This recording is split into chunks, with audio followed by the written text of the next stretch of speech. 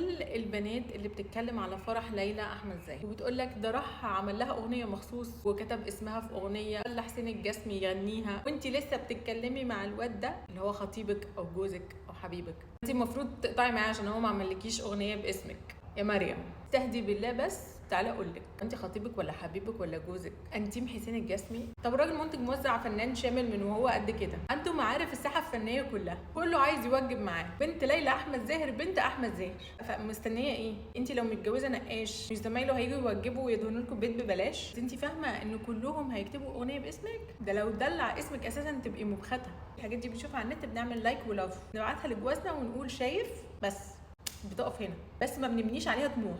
نو اكسبكتيشنز ات اول، ان كده هتروحي ترمي نفسك من بلكونه. اسمعي مني، اذا تعيشي اميره في فيري تيل لا تتجوزي موظف ولا مدرس ولا حبيبك من الجامعه ولا زميلك في المدرسه. روحي شوفي كرايتيريا للي يحقق لك احلامك، فنان مرهف الاحساس، موزع، كاتب، مطرب، مغني، فنان، او واحد معاه كاشات يشتري كل دول. كاتيجوري ابو هشيم.